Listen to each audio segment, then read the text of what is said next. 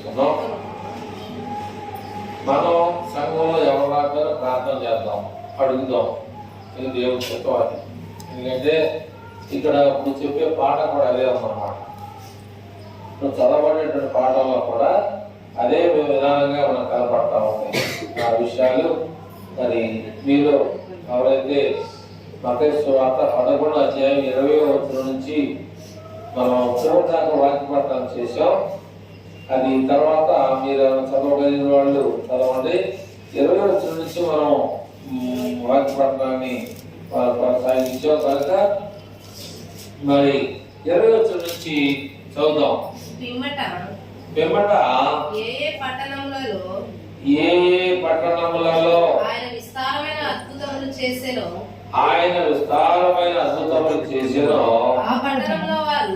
ఆ పట్టణముల వారు మారు మనసు పొందకపోవటం వలన ఆయన వారిని ఆయనంటే యేసు ప్రభువారు వారిని ఇట్లు గద్దింపసాగారు. ఆయన కూడా ఏం చేశారు? జనం ఆయన కూడా కోపం తెచ్చే ఆ స్థితిలోనికి ప్రజలు వచ్చారు. అప్పుడు యేసు ప్రభువారు ఏమన్నాడు? 21వ వచనంలో అయ్యో కొరాజీనా, అంటే ఈ పట్టణాలు ఇవి కూడా అయ్యో కొరాజీనా, అయ్యో బెత్సాయిదా మీ మధ్యన చేయబడిన అద్భుతములు తూరు సీదోను పట్టణములలో చేయబడిన ఎడల ఆ పట్టణములో ఉన్నవారు పూర్వమే గోనె పట్ట కట్టుకొని బూడిద వేసుకొని మార్పు చెందుతారనేటువంటి విషయాన్ని వాక్యాన్ని బట్టి మనం ఆలోచన చేస్తా ఉంటే ఇక్కడ యేసు ప్రభువు చెప్పినటువంటి మాట ఏంటంటే గద్దించేటువంటి పరిస్థితి వచ్చింది. ఏమన్నాడు? అయ్యో కొరాజీనా, అయ్యో బెత్సాయిదా అన్నాడు. ఎందుకని? మీ దగ్గర అనేక అద్భుతాలు చేశాను, మీకు చాలా సహాయం చేశాను, మీకు చేరేటువంటి సహాయం ఏది లేదంటూ అదే అద్భుతాలను అదే గొప్ప కార్యాలను తూరు సీదోను పట్టణంలో చేసినట్లయితే వారు ఏం చేసేవారంట? గోనె పట్ట కట్టుకొని బూడిద వేసుకొని మారు మనసు పొందేవారు అంట. ఎందుకంటే దేవుడు మనలను ప్రేమించకపోతే ఈ లోకంలో జీవించలేము. ఈరోజు 3 దినాలు దేవుడికి ఇక్కడ కోపం వచ్చామంటే అయ్యో కొరాజీనా, బెత్సాయిదా, అనవసరంగా మీ ఊరు వచ్చా నేను, అనవసరంగా మీ ఊరు వచ్చి అద్భుతాలు చేశాను నేను. అదే తూరు సీదోను పట్టణంలో చేసినట్లయితే వారు నన్ను గౌరవించి నా మీద గౌరవంతో వాళ్ళు గోనె పట్ట కట్టుకొని బూడిద రాసుకునేవారు అంట. ఎందుకంటే దేవుని వాక్యం మీద ఏం లేదు, భయము, దేవుని భక్తి లేదు. నన్ను మీరు నాకు మీరు భయపడాల్సిన అవసరం లేదు అనుకున్నారా? మీరు నాకు భయపడాల్సిన అవసరం లేదు అనుకున్నారేమో. ఒకసారి ఎలీషా ఏమన్నాడు? ఎవరినన్నాడు? ఏమని తెలుసా? ఎలీషా ఎవరిని ఏమన్నాడు? గెహజీ నువ్వు ఎక్కడికి వెళ్ళావు అన్నాడు. ఆయన కూడా మనిషే. ఎవరో? ఎలీషా మనిషే, గెహజీ కూడా మనిషే. ఎక్కడికి వెళ్ళావంటే నేను ఎక్కడికి వెళ్ళదు అన్నాడు. నేను ఎక్కడికి వెళ్ళానయ్యా, నువ్వు ఉన్న చోట నేనున్నాను అన్నాడు. గెహజీ నువ్వు ఎక్కడ దాకా వెళ్ళావో అక్కడ దాకా నా ఆత్మ నీతో వచ్చిందన్నాడు. నువ్వు ఎక్కడ దాకా వెళ్ళావు, ఏం చేసావు, ఏం చేసి నువ్వు ఇంటికెళ్ళి ఆ యొక్క బంగారాన్ని, వెండి, బట్టలు తీసుకుని ఇంటికాడ పెట్టొచ్చు కూడా నాకు తెలుసు. కానీ నయమానుకు కలిగినటువంటి కుష్ఠరోగి నీకు నీ కుటుంబం సర్వకాలం కలుగునుగా కానీ చెప్పించాడు. కనుక దేవుని సేవకుడికి దేవునికి మనం ఏం చేయకూడదు, కోపాన్ని రేపే పరిస్థితుల్లోనికి తీసుకురాకూడదు. ఒక మనిషి చెప్పిస్తేనే ఆ వ్యక్తి తగ్గుతుందే, మరి దేవుడు చెప్పిస్తే ఎక్కడుంటాం మనం? ఒక మనిషి చెప్పిస్తేనే ఆ మనిషి కనబట్టి నేను తప్పు నీకు బయట దగ్గర పట్టాలని చెప్పేసి నువ్వు గుర్తించావే, మరి దేవుడు చెప్పిస్తే ఎక్కడుంటాం మనం? అదొద్దని చెప్పే విషయాలు చిక్కమ్మ గారు, దేవుడు మనల్ని శపించాడనుకో మనం ఎక్కడుంటాం? అర్థమైందా? ఈరోజు 3 దినాలు ఊళ్ళో మనము దేవుని మీద ఆసక్తి లేదు, దేవుడు అంటే భయం లేదు, దేవుడు అంటే మనకు భక్తి లేదు అని నేను అన్నంత మాత్రం లేదని నేను అట్లా, మీ దగ్గర లేదు అని నేను అట్లా. మీ యొక్క భక్తి మీకే ఉపయోగపడుద్ది, నా భక్తి నాకే ఉపయోగపడుద్ది. కనుక మనం ఇక్కడ దేవుని వాక్యంలో ఉన్నటువంటి విషయాలు మనం ఆలోచన చేస్తే అక్కడ అయ్యో కొరాజీన, అయ్యో బెత్సయిదా, మీ దగ్గర చేయబడినటువంటి అద్భుతాలు నేను తూరు సీదోను పట్టణంలో చేసినట్లయితే వారు గోనె పట్ట కట్టుకొని బూడిద రాసుకొని మారు మనసు పొందేవారు అన్నాడు. కానీ ఇంకా కింద చదివితే ముందు కదా కింద చదువు. విమర్శ దినమందు మీ గతి కంటే తూరు సీదోను పట్టణంలో వారి గతి ఓర్వదగినదై ఉండునని మీతో చెప్పుచున్నాను. కపెర్నహూమ ఆకాశము మట్టుకు హెచ్చింపబడినవా, నీవు పాతాళము వరకు దిగిపోయేదవు, నీలో చేయబడిన అద్భుతములు సొదొమలో చేయబడిన ఎడల సొదొమ అనేటువంటి పట్టణంలో చేసినట్లయితే నేటి వరకు నిలిచి ఉండును. ఆ సొదొమ గొమొర పట్టణం ఇప్పుడు కూడా బాగుపడి ఉండేది అన్నాడు. ఎవరు చెప్తాడు ఈ మాట? కపెర్నహూమ అనేటువంటి పట్టణాలు చెప్తా ఉన్నాడు. ఈ సంగతి ఏ సంగతి? ఏ సంగతి అంటే ఇక్కడ ఒక మాట ఉంది. ఏది అంటే సొదొమ అని ఎక్కడుంది? సొదొమ అనేటువంటి ఎక్కడుంది? 23వ వచనంలో ఉందన్నమాట. ఏమని?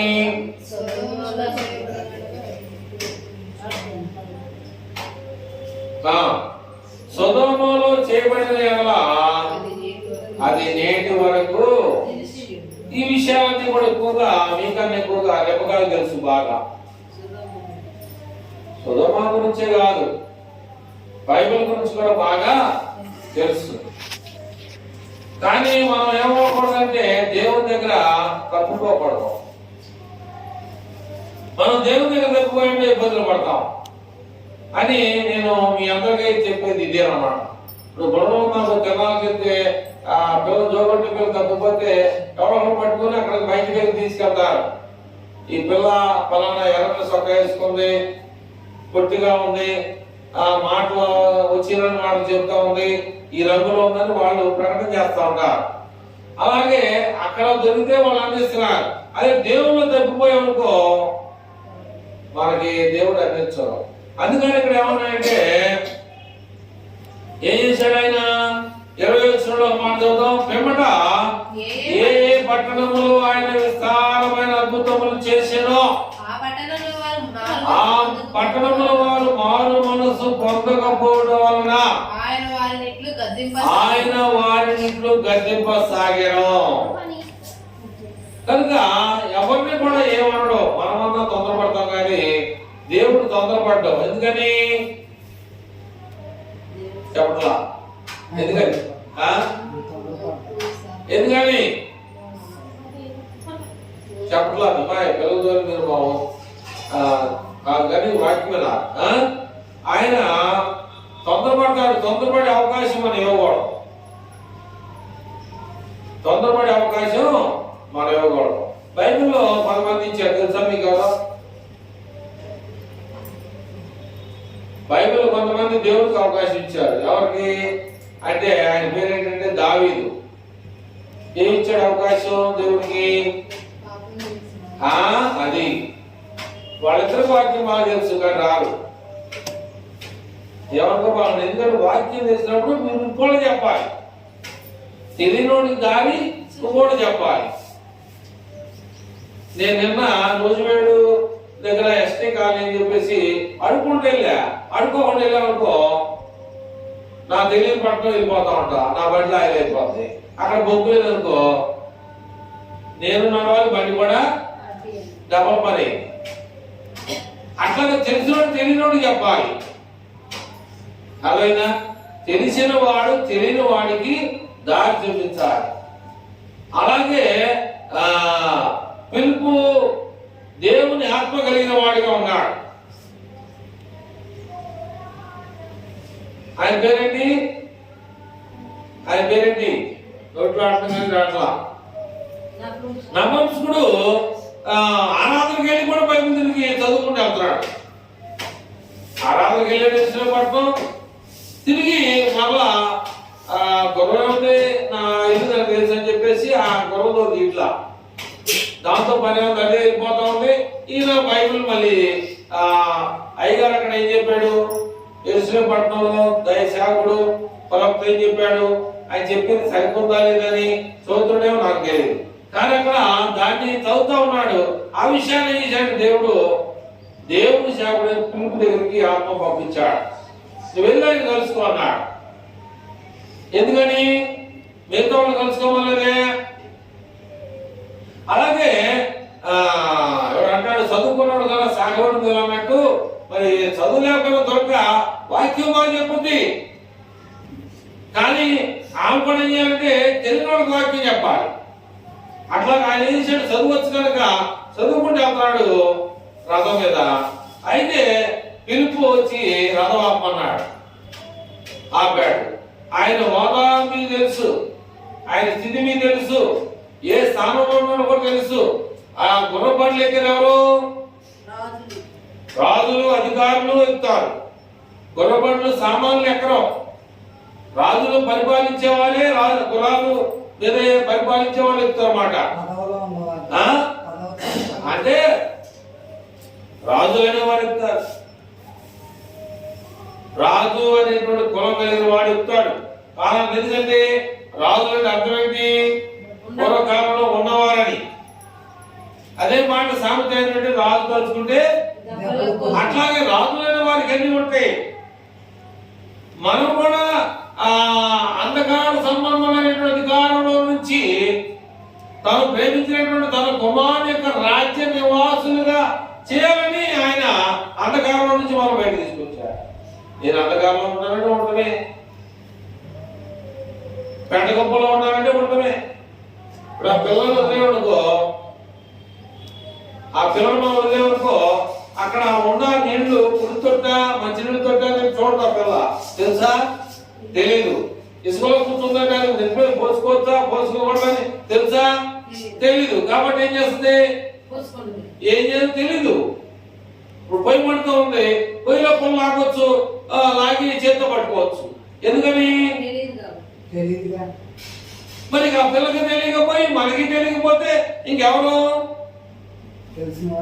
అందుకనే నపుంసకుడు అంటాడు.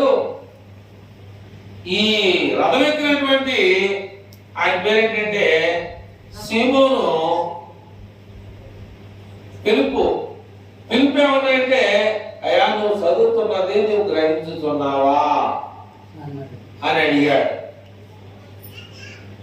అసలు అక్కడ ఎంత మాట ఉందో మీకు అర్థం కావట్లా. నువ్వు చదివేది నీకు అర్థమవుతుందా లేక నీ గ్రహింపు కలిగిన వాడుగా ఉన్నావా అన్నప్పుడు ఆయన ఏమనాలి? నువ్వు ఎక్కడ దిగుతావా బండి, అక్కడ ఆపుతాను బండి దిగెళ్ళు అనాలి.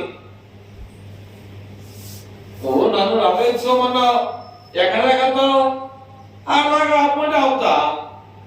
నేను చదివేదో నీకెందుకు, నేను చదివే సంగతి నీకు అంత అవసరమా అనవద్దా? ఎందుకనల్లా? దేవుని పెట్టాను. ఎందుకనల్లా? దేవుని ఆత్మ పిలుపులో ఉంది. పిలుపు అక్కడికి వెళ్ళే వరకు ఇంకా ఆయన నోరు తెరడానికి వీల్లేదు. ఎవరో నపుంసకుడికి నోరు తెరిచి మాట్లాడటానికి లేదు. ఎందుకంటే దేవుడు వాళ్ళని కట్టేశాడు. నువ్వు వెళ్తా ఏం మాట్లాడటానికి వీల్లేదు. నేను చెప్తేనే చేయడం, లేకపోతే లేదు అనేటువంటిది అక్కడ ఉన్న విషయం అన్నమాట. అయితే ఆయన ఏమన్నాయంటే చాలా జాగ్రత్తగా మాట్లాడుతున్నాడు. మాట్లాడే విషయంలో కూడా ఎవడైనా నాకు దారి చూపించకపోతే నాకు ఎట్లా తెలుసుద్ది అన్నాడు. నీకు వచ్చిన తేదీని నువ్వు అడుగు, నేను ఆపుతానల్లా. ఎవడైనా నాకు దారి చూపించకపోతే నాకు దారి ఎలా తెలుస్తుందని అడిగా. అందరూ మాట్లాడవచ్చు, మాట్లాడటానికి ఒక రీజన్ కావాలి. ఈ నోటిని ప్రతి దానికి ఉపయోగించుకోకూడదు. ఈ నోటిని ప్రతి చాట పారేయకూడదు. ఎక్కడ పడితే అక్కడ మనం మాట్లాడకూడదు. బైబిల్ ఎక్కడ మాట్లాడుతుందో మనం కూడా అక్కడ మాట్లాడాలి. బైబిల్ ఎక్కడ స్లోగా ఉందో మనం కూడా అక్కడ స్లోగా ఉండాలి. అంతేగాని బైబిల్ నాది, నేను కొనుక్కున్నాను, నా డబ్బులు పెట్టి కొనుక్కున్నాను, నా ఇష్టమైన మాట్లాడతాను అని నువ్వు అనుకోవచ్చు. కానీ ఇందాక చెప్పావు మాట, ఈ అమ్మాయి చెప్పింది అడ్రస్ చెప్పింది. ఏమంటే చెప్పావు దావీదు గురించి అడ్రస్ చెప్పావు కదా. బస్తేబా అనేటువంటి ఆ అమ్మాయిని మీరు అన్నా చెప్పాం. రాజు తెలుసుకుంటే గబ్బలు కొనుగోన్నట్టు రాజుగారు కోట మీదకి వెళ్తుంటే బస్తేబా తాను చేస్తుంది. ఆ అమ్మాయిని తీసుకురాను అన్నాడు. అంతే, ఆ అమ్మాయిని తాను చేస్తుంటే పార్లమెంట్ దగ్గర ముందు ఆ అమ్మాయిని తీసుకురాను అన్నాడు. అంతే. ఆయన అధికారం ఉందని చెప్పేసి తీసుకురామన్నాడు. ఆయన రాజు కదా అని చెప్పేసి రాజుగారు తెలుసుకుంటే ఎవరు మాట్లాడడానికి ఏం లేదు. కానీ దేవుడు ఏం చేశాడంటే ఊరుకున్నాడు. ఆమె గర్భం వచ్చింది, కనింది. కన్నా తర్వాత ఆ పిల్లడికి ఏమొచ్చింది? జబ్బు చేసింది.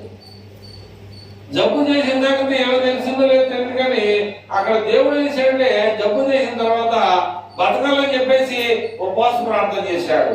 ఎవరైనా?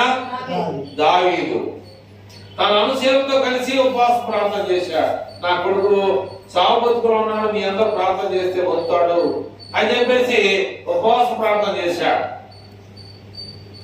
చేస్తే అప్పటికే ఆయన ఏం చేస్తే అక్కడ ఏమనుంది బైబిల్లో? ఇక్కడ మొత్తాన్ని నొక్కాడనమాట. ఎట్లా నొక్కాడట, పిల్లలు కొట్టుకుంటే వాడు బాగా ఏడుస్తా ఏంటి ఏం చేశాడంటే నేనేం చేయాలంటాడు. కొట్టొచ్చినాడు ఏమంటే నేనేం చేయలేదు అంటాడు. ఆడు ఎందుకంతా గట్టిగా చెడు ఈయన చెప్పడం వాళ్ళ అమ్మకి వాళ్ళిద్దరు కలిసి మాట్లాడుకుంటాడు. అట్లాగే దావీదుకి తన అనుచరులకు తెలియకుండా ఇక్కడ టచ్ చేశాడు, వచ్చాడు. నీ ఉపవాసం పనికిరాలా, నువ్వు చేసిన ప్రార్థన ఉపయోగపడలా. అయితే దేవుడు ఏం చేశాడంటే బస్తేబాను ఎప్పుడైతే ఆమె తీసుకురామని అన్నాడో అప్పుడే ఆయన కడుపులో పెట్టుకున్నాడు దావీదు గురించి. వెంటనే మొత్తం అంటే ఇప్పుడు ఎప్పుడైతే మీరు వచ్చి అక్కడ స్విచ్ ఆఫ్ చేసి ఆగిపోతుంది. అట్లాగే ఆ కుర్రోడు ప్రాణం పోయింది. అక్కడ ఏం చేశాడు? ఆయన తెలుసు దేవుడి సంగతి. కాబట్టి తెలిసి ఏం చేశాడు? లేచి స్నానం చేసి నాకు ఆకలి అవుతుంది, అన్నం పెట్టండి అన్నాడు. ఏంటో మేమందరూ ఇలా ఉన్నాము, నువ్వు వెళ్ళిపోయి స్నానం చేసి ఇలాగా ఆకలి అవుతుందని చెప్పేసి అంటే చెప్పేసి అంటే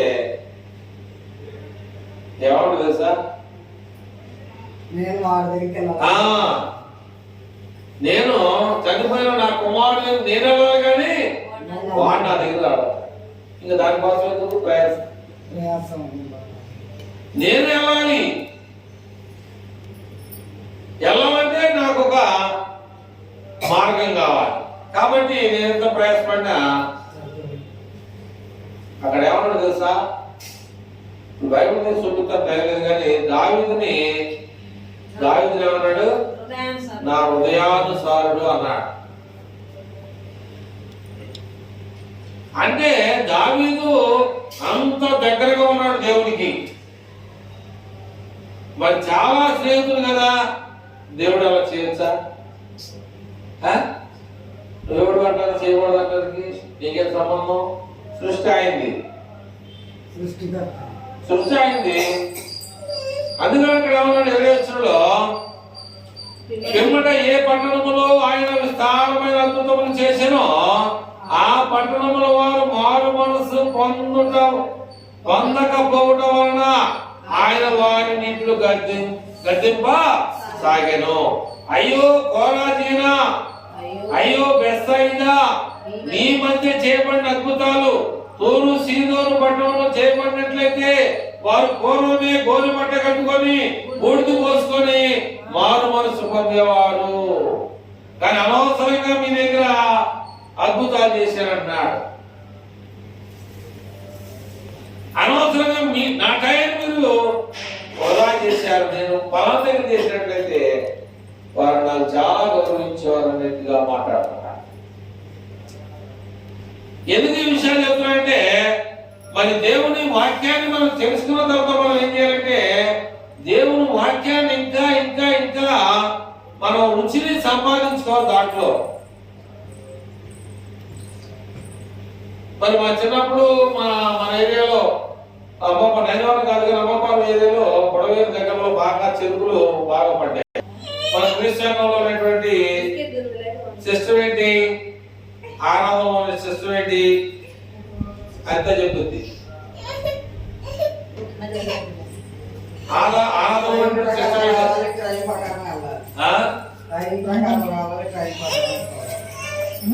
మీకు అర్థం కాదు అంటే ఎన్నిసార్లు చెప్పారు శాస్త్రాలు. ఆరాధనలో ఉన్నటువంటి సిస్టమ్ ఏంటంటే 5 భాగాలు. మొదటి ప్రార్థన, రెండోది మూడోది వాక్య పఠనం, నాలుగోది రొట్టి, ఐదోది ఆనుకులు. నువ్వు ఎక్కడి నుంచి ఉండాలి ఆరాధన అంటే? ప్రార్థన అంటే స్టార్టింగ్ ప్రేయర్, సెకండ్ ఏంటి, రెండోది ఏంటి పాటలు, మూడోది వాక్య పఠనం, మూడోది బోధ,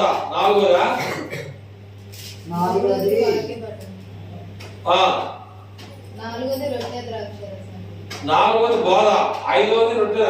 ఎందుకని తేడా వచ్చింది? 5 కాదు. ఈ 5 భాగాల్లో ఫస్ట్ ఉండాల్సింది క్రీస్తుమైనటువంటి విధానం ఏంటంటే ఆరాధనలో 5 భాగాల్లో ఉండాలి. పాటలో ఉండాలి, వాక్య పట్టణంలో ఉండాలి, రెండోది పరిచర్యలో ఉండాలి, పరిచర్య వాక్య బోధ, రొట్టి ద్రాక్ష రసంలో ఉండాలి. అంతా అయిపోయినాక కాన్పుతో గొప్పతనం కాదు, ఆ గుమ్మ దగ్గర నుండి చివరిగా కాన్పేసి వెళ్తాం కాదు. ఏం చేయాలి? 5 భాగాలు నువ్వు కలిగి ఉండాలి. 5 భాగాలు. అందుకని ఇక్కడ దేవుని వాక్యంలో ఉన్నటువంటి సారాంశం ఏంటంటే ఎవరు ముందు తింటే వాళ్ళు చదవండి. కొరింథీయులకు రాసినటువంటి మొదటి పత్రిక 13వ అధ్యాయం 1వ వచనంలో, కొరింథీయులకు రాసినటువంటి మొదటి పత్రిక 13వ అధ్యాయం 1వ వచనంలో ఏమంటాడంటే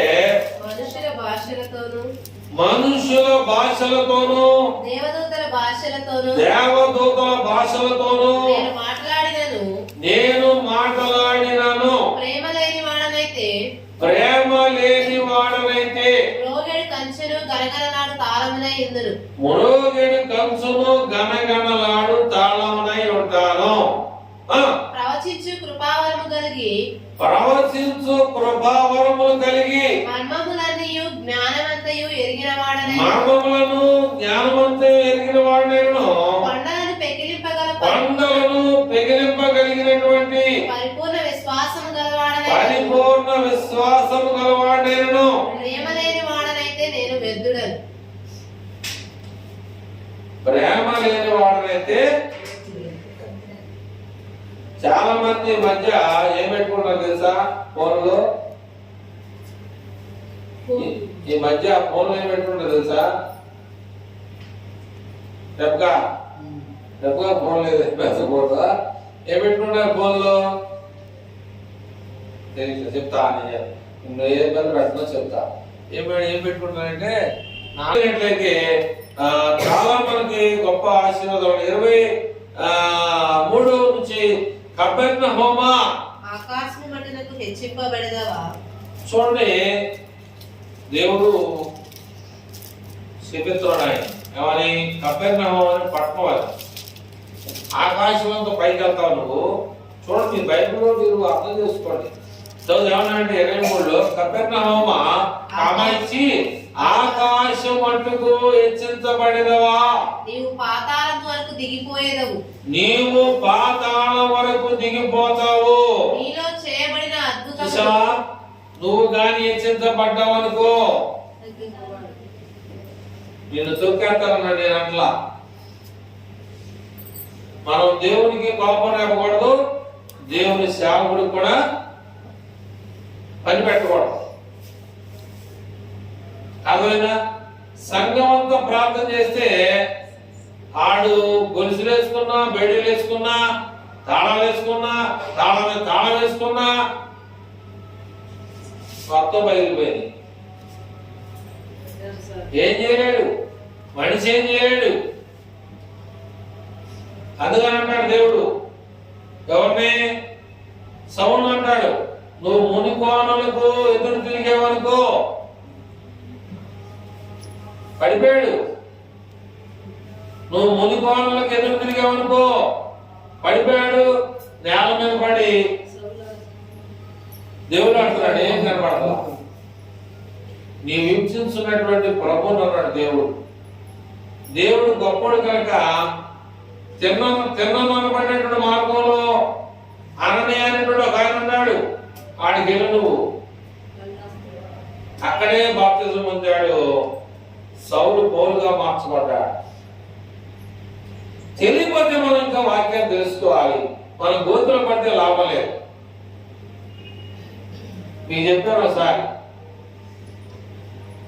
మీకు ఒకసారి చెప్పేది అనుకోవాలంటే, ఒక ఆయనకి పెళ్ళయిందంట. సరే, దేవుని దగ్గర మనం పనికిరాం. ఈ లోకంలో ఉన్న మనుషుల దగ్గర పనికొస్తాం, కానీ దేవుని దగ్గర మనం పనికిరాం. అంటే దేవుని వాక్యం అంత మంచిది, అంత కఠినమైంది. ఆ మాట చెప్పాలంటే ఎదురు పెద్దలు చదివద్దు. దేవుని వాక్యం రెండంచులు కలిగినటువంటి ఎటువంటి ఖడ్గము కంటే బాగా వాడిగా వేడిగా ఉందంటాడు. కాదు చూసి చదువుకోండి 4:12లో.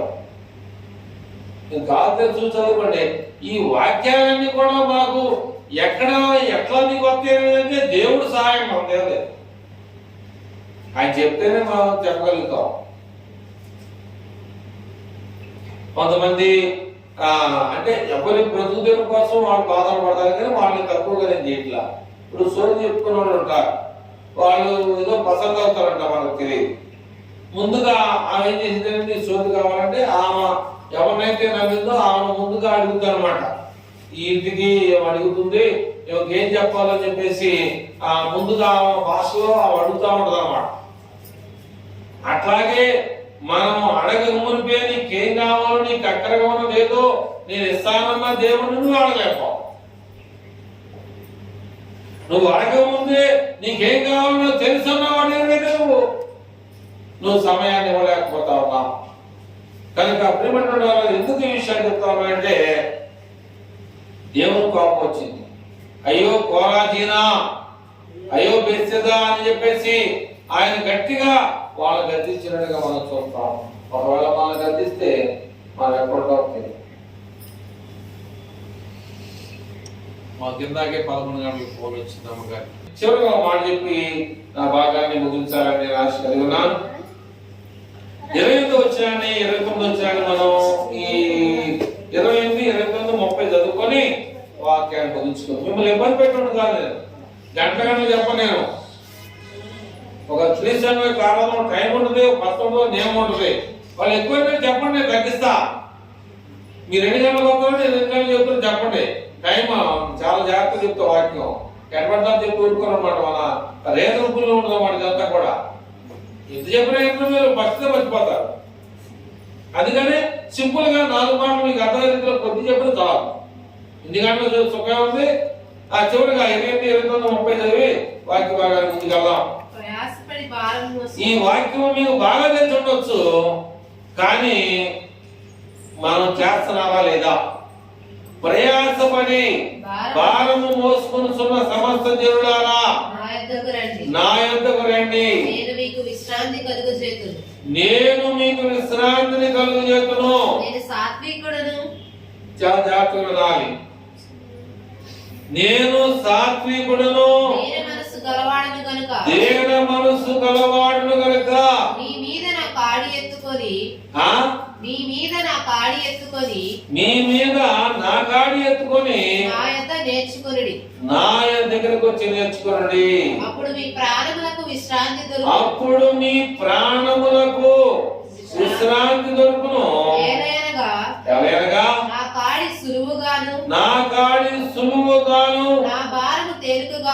భారము తేలికగా ఉన్నవి.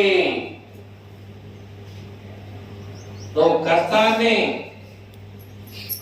ఒక ఆయన వాడు ఏమని, నీకు ఇష్టం వచ్చినప్పుడే కాదు పాత్రని, నీకు కష్టం వచ్చినప్పుడే కాదు పాత్ర ఆయన పాడారు. అంటే నీకు ఇష్టం వచ్చినప్పుడు, నీకు కష్టం వచ్చినప్పుడు కాదు పాత్ర.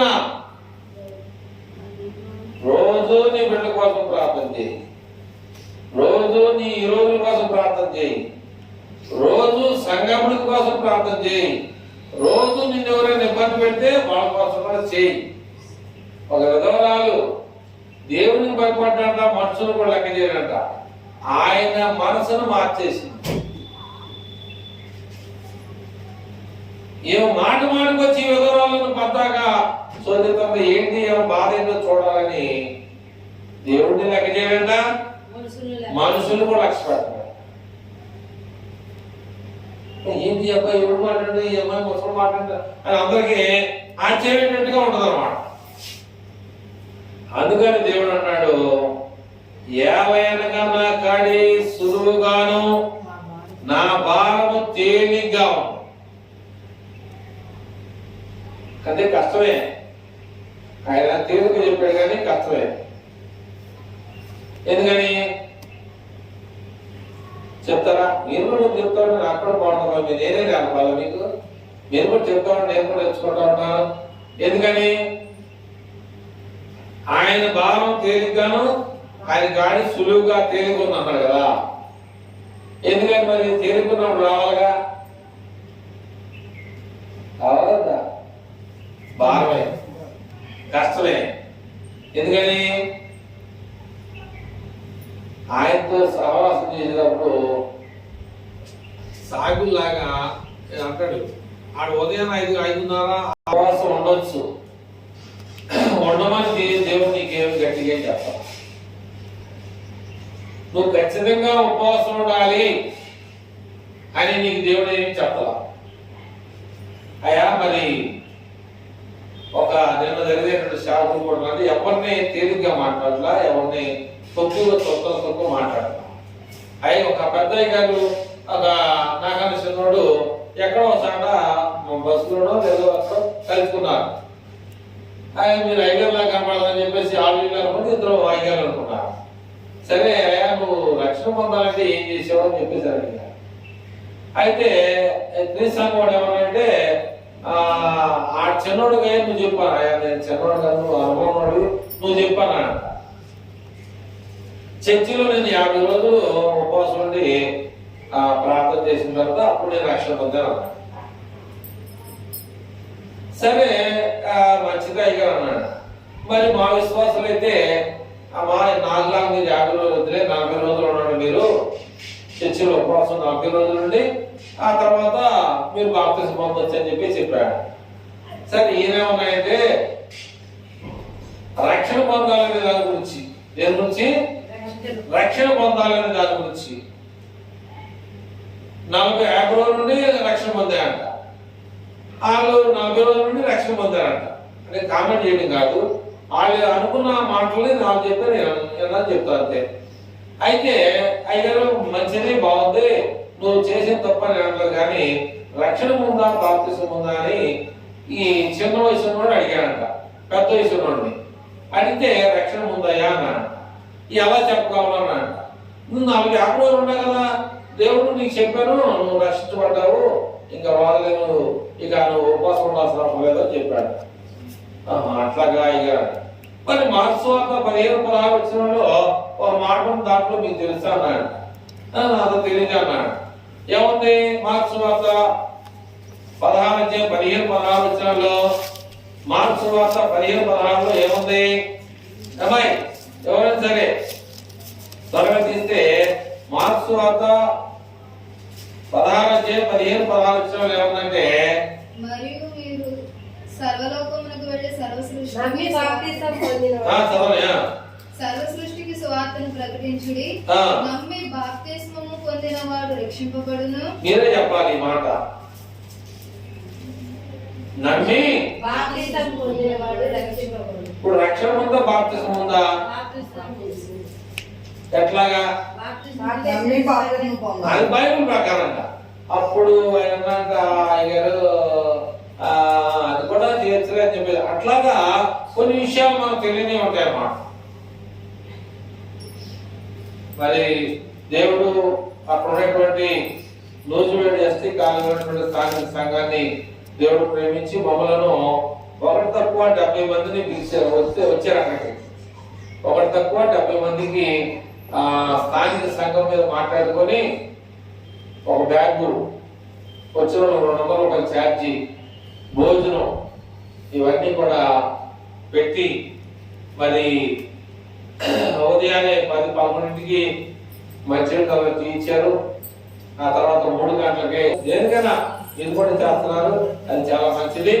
అలాగే మనం ముందుకు కొనసాగాలని ప్రభు పేట మీకు విషయాలు తెలియజేస్తూ, మనము దేవునికి ఏం చేయకూడదంటే పాపం చెప్పకుండా అయ్యో నేను పూరి సీనోను పట్టణంలో చేసేది అదే నేను వేరే చోట చేసినట్లయితే వాళ్ళు గోరిపట్ట కట్టుకొని మారుమోసుకుందామని అక్కడ దేవునికి కోపం రేపారు అక్కడున్న ప్రజలు.